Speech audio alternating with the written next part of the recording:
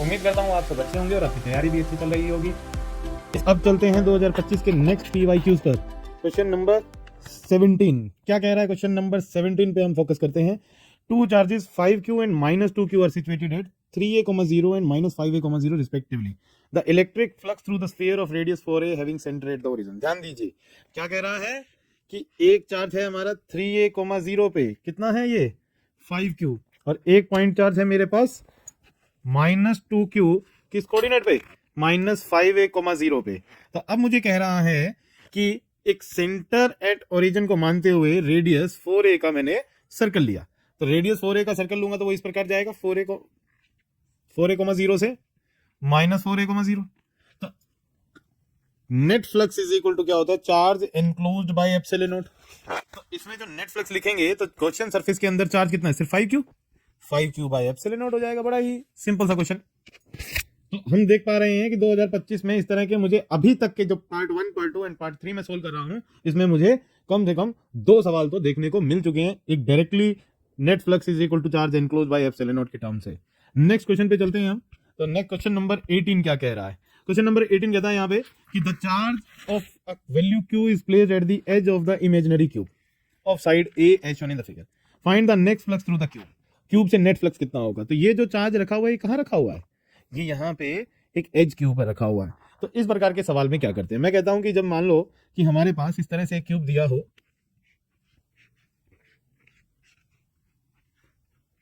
ये क्यूब दिया और इस क्यूब के इस पॉइंट पे चार्ज रखा, तो आप देखिए कि ये जो चार्ज है मेरा एज के ऊपर, ये पूरी की तरह एनक्लोज्ड, पूरा चार्ज एनक्लोज्ड नहीं है इस बॉडी के अंदर। तो मैं जो नेट फ्लक्स का भी रिजल्ट बता रहा था आपको, net flux is equal to charge enclosed by epsilon naught. तो चार्ज पूरी की तरह पूरा का पूरा चार्ज बॉडी के अंदर एनक्लोज्ड होना चाहिए, बट यहाँ पे वो एनक्लोज्ड नहीं है। तो हम क्या करते हैं इस प्रकार के सवाल में? मैं कहता हूं कि इसको एनक्लोज कर दिया जाए। अगर मैं आइडेंटिकल क्यूब बनाऊं ऐसा यहाँ पे, तो क्या ये चार्ज एनक्लोज हो जाएगा क्या? नहीं सर, अभी भी एनक्लोज नहीं हुआ। तो क्या मैं ऐसे 2 क्यूब और बनाऊं? क्या मैं कह सकता हूं कि एक क्यूब ए, एक क्यूब ये, एक क्यूब ये और एक क्यूब ये, इन चारों क्यूब के अंदर ये चार्ज एनक्लोज हो चुका है। आप जिस रूम में बैठे हैं उस रूम की एक एज को अगर आप देखेंगे, उस एज के सेंटर पे अगर चार्ज रख दिया जाए तो ये चार्ज कितने क्यूब्स में डिवाइड हो रहा है? आप देखेंगे कि 4 कमरों में डिवाइड हो रहा है। तो यहां से इन चारों से नेट फ्लक्स कितना आएगा? Q bye epsilon naught. तो एक क्यूब में कितना फ्लक्स डिवाइड हो जाएगा? उसका 1/4। तो जो नेट फ्लक्स आएगा वो यहाँ पे क्या आएगा? Q by 4 epsilon naught. समझ में आया सभी को? चलिए नेक्स्ट क्वेश्चन की ओर चलते हैं। Question number 19। क्वेश्चन नंबर 19 क्या कहता है? क्वेश्चन नंबर 19 कहता है the figure shows an electron entering the space between the plate of parallel plate capacitor with initial velocity Vx is equal to 10 to the power 6 meter per second parallel to the plates.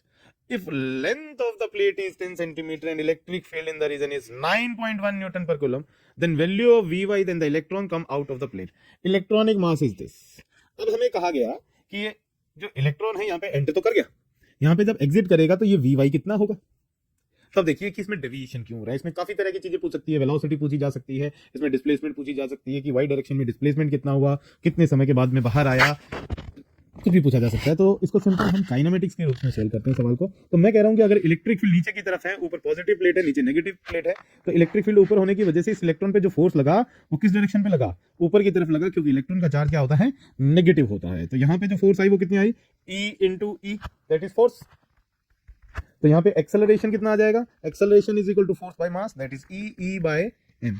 ये acceleration इस charge particle के पास है यहाँ पे। अब हम कह रहे हैं कि ये वेलोसिटी निकालनी है सर। तो वेलोसिटी किस प्रकार निकालनी है? सर मैं कह सकता हूं कि मैं अगर यूनिफॉर्मली एक्सेलरेटेड मोशन देखूं कि यहाँ पे जो एक्सेलरेशन है वो यूनिफॉर्म है, तो इसलिए हम ये इक्वेशन लगा सकते हैं कि Vy is equal to initial velocity in Y square plus 2ay into S Y, या आप कह सकते हैं कि Vy is equal to uy plus ay into T. इस प्रकार की इक्वेशन सॉल्व कर सकते हैं। तो आप देखिए कि यहाँ पे इनिशियल वेलोसिटी क्या है दोनों केस में? 0 इन इक्वेशंस के लिए।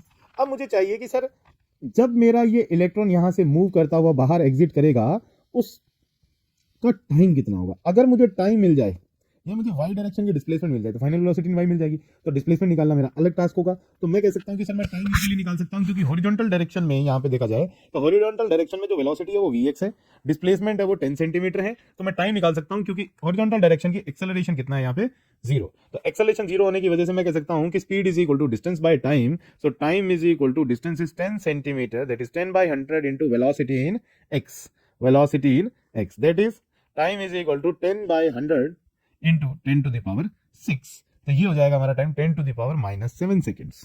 कितना हो जाएगा 10 टू द पावर -7 सेकेंड। तो यहां पे हम कहेंगे कि वेलोसिटी इन y जो आई वो कितनी आ गई, acceleration in y, acceleration in y कितना है e/m into 10 to the power -7।